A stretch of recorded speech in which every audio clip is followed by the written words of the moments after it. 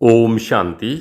आज 15 अप्रैल 2026 के बुधवार के प्रातः मीठी मीठी मधुवन मुरली के बाप दादा के मधुर ईश्वरीय महावाक्य सुनते हैं।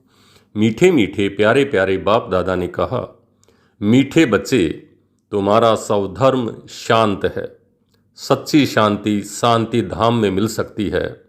यह बात सबको सुनानी है। स्वधर्म में रहना है। मीठे बच्चे, तुम्हारा स्वधर्म शांत है।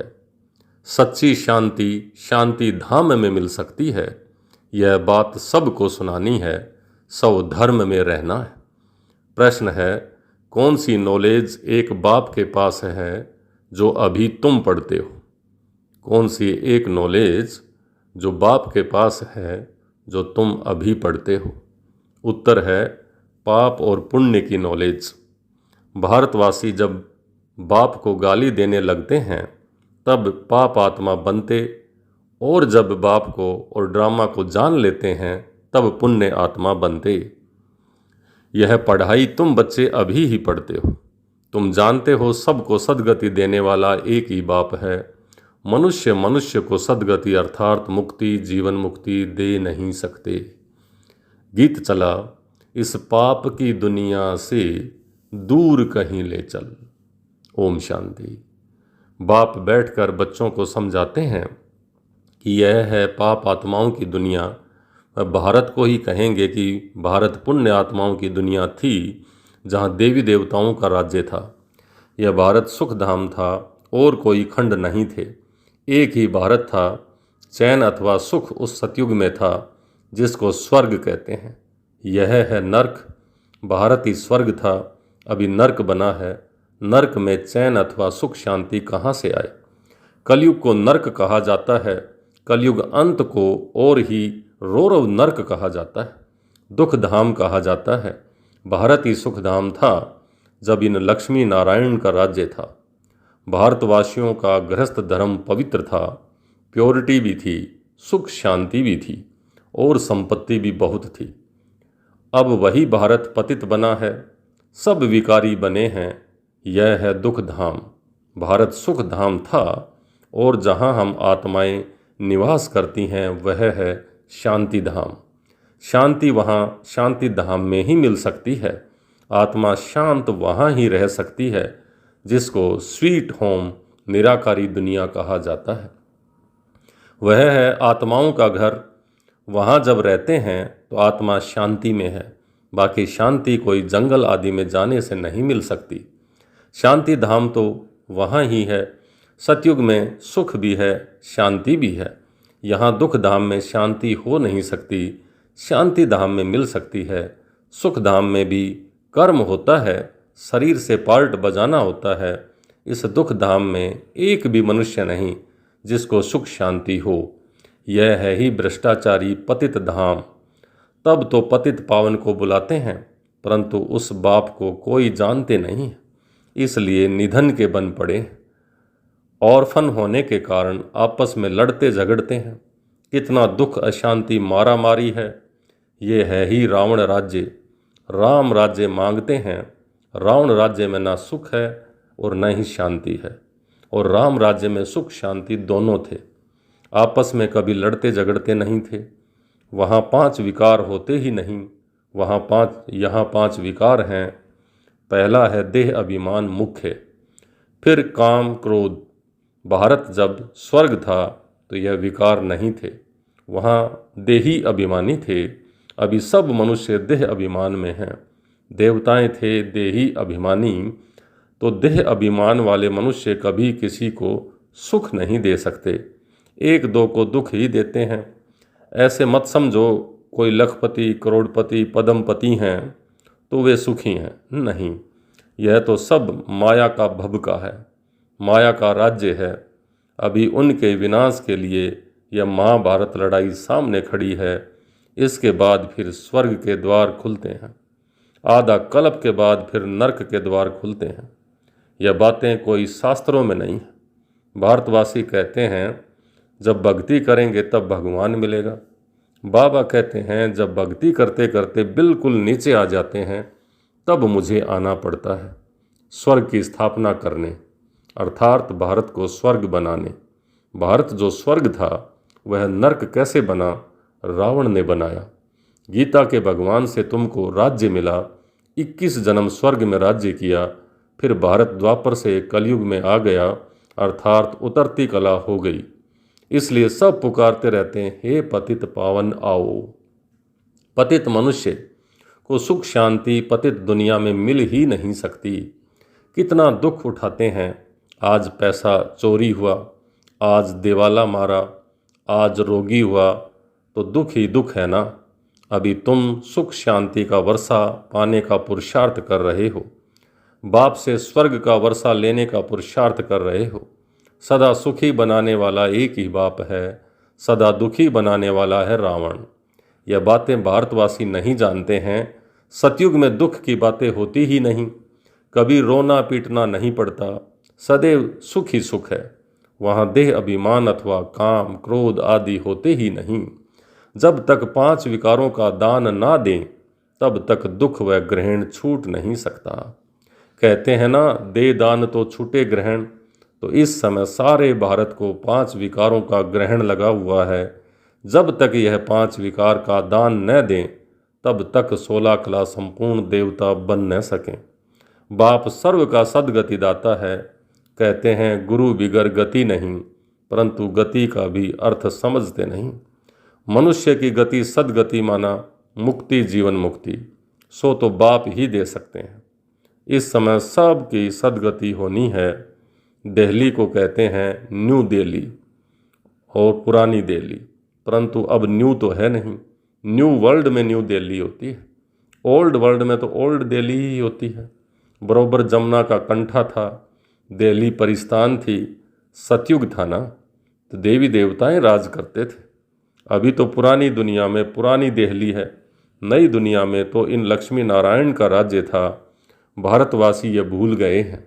नया भारत नई दिल्ली थी तो उनका राज्य था और कोई खंड नहीं था। यह कोई भी नहीं जानते, गवर्नमेंट यह पढ़ाती नहीं है। जानते हैं कि यह तो अधूरी हिस्ट्री है। जब से इस्लामी बौद्ध आए हैं, लक्ष्मी नारायण के राज्य का कोई को भी पता नहीं है। यह बाप ही बैठ समझाते हैं कि सारी सृष्टि का चक्कर कैसे फिरता है। जब भारत स्वर्ग था तो गोल्डन एज था, अब वही भारत देखो क्या बन गया है। फिर भारत को हीरे जैसा कौन बनाए?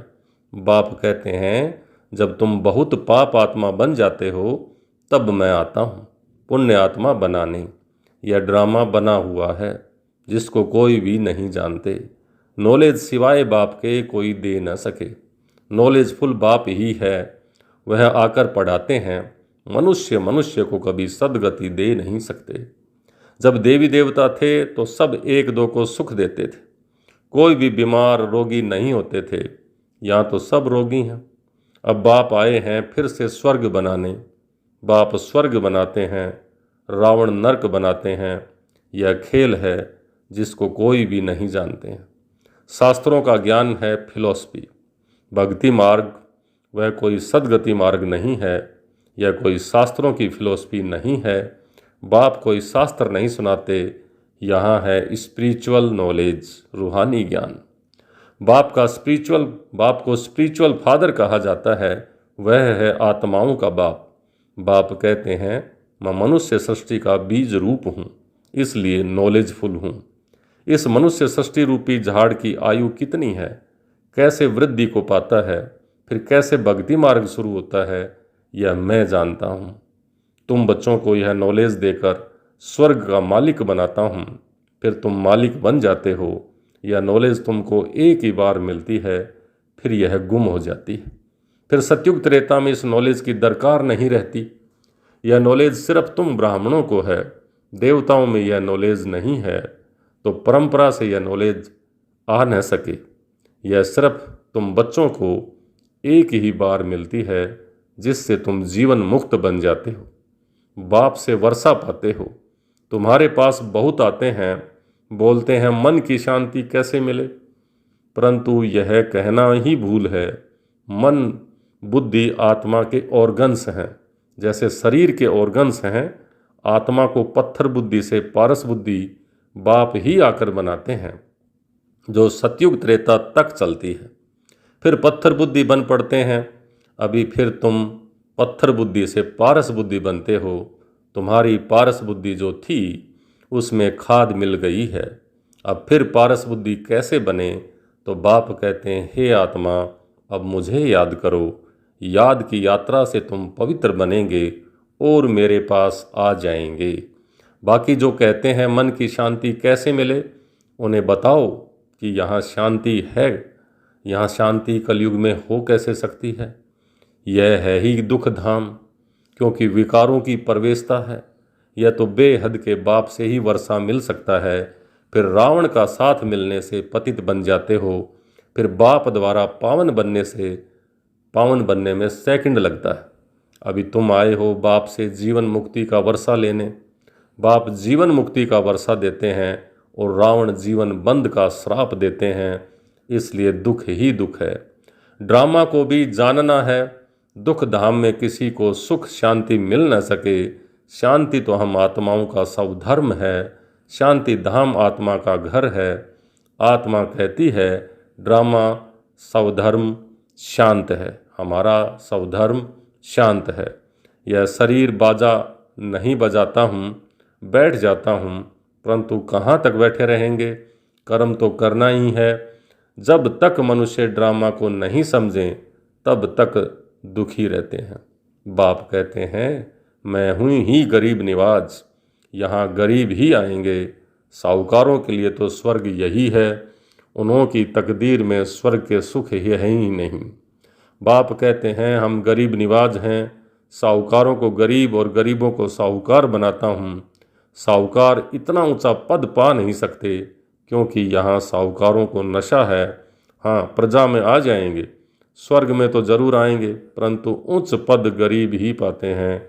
गरीब साहूकार बन जाते हैं। उन्हें देह अभिमान, अमीरों को देह अभिमान भी है ना कि हम धनवान हैं, परंतु बाबा कहते हैं यह धन माल सब मिट्टी में मिल जाना है, विनाश हो जाना है। देही अभिमानी बनने में बहुत मेहनत है। इस समय सब देह अभिमानी हैं। अभी तुमको देही अभिमानी बनना है। आत्मा कहती है हमने 84 जन्म पूरे किए, नाटक पूरा होता है, अब वापस जाना है। अभी कलयुग के अंत सतयुग के आदि का संगम है। बाप कहते हैं हर 5000 वर्ष बाद मैं आता हूँ, भारत को फिर से हीरे जैसा बनाने। यह हिस्ट्री ज्योग्राफी बाप ही बता सकते हैं। अच्छा, मीठे मीठे सिक लिधे बच्चों प्रति माता पिता बाप दादा का याद प्यार और गुड मॉर्निंग। रूहानी बाप की रूहानी बच्चों को नमस्ते। हम रूहानी बच्चों की रूहानी बाप दादा को याद प्यार, गुड मॉर्निंग और नमस्ते। धारणा के लिए मुख्य सार। पहला, बाप से जीवन मुक्ति का वर्षा लेने के लिए पावन जरूर बनना है। ड्रामा की नॉलेज को बुद्धि में रख दुख धाम में रहते भी दुखों से मुक्त होना है। दूसरा, धन माल व साहूकारी का नशा छोड़ देही अभिमानी रहने का पुरुषार्थ करना है। आज का वरदान, विकारों के वंश के अंश को भी समाप्त करने वाले सर्व समर्पण व ट्रस्टी भवै। विकारों के वंश के अंश को भी समाप्त करने वाले सर्व समर्पण व ट्रस्टी भाव। जो आईवेले के लिए पुराने संस्कारों की प्रॉपर्टी किनारे कर रख लेते हैं, जो आईवेले के लिए पुराने संस्कारों की प्रॉपर्टी किनारे कर रख लेते हैं, तो माया किसी न किसी रीति से पकड़ लेती है। पुराने रजिस्टर की छोटी सी टुकड़ी से भी पकड़े जाएंगे। माया बड़ी तेज है, उनकी कैचिंग पावर कोई कम नहीं है। इसलिए विकारों के वंश के अंश को भी समाप्त करो। जरा भी किसी कोने में पुराने खजाने की निशानी भी ना हो। इसको कहा जाता है सर्व समर्पण, ट्रस्टी व यज्ञ के स्नेही सहयोगी। आज का स्लोगन, किसी की विशेषता के कारण उससे विशेष स्नेह हो जाना यह भी लगाव है। किसी की विशेषता के कारण उससे विशेष स्नेह हो जाना, ये भी लगाव है। ये अव्यक्त इशारे। महान बनने के लिए मधुरता और नम्रता का गुण धारण करो। मधुरता ही महानता है। इससे मन और मुख का कड़वापन समाप्त हो जाता है। क्रोध अग्नि शीतल हो जाती है। बाप दादा अपने हर बच्चे को शीतल देवता बनाना चाहते हैं, इसलिए मधुरता के गुण को धारण करो। आपका मुखड़ा भी मीठा हो, मधुरता के गुण से भरपूर बनो। जो भी संपर्क में आए उसे मधुर बोल व शक्तिशाली दृष्टि से भरपूर करो। अच्छा, ओम शांति।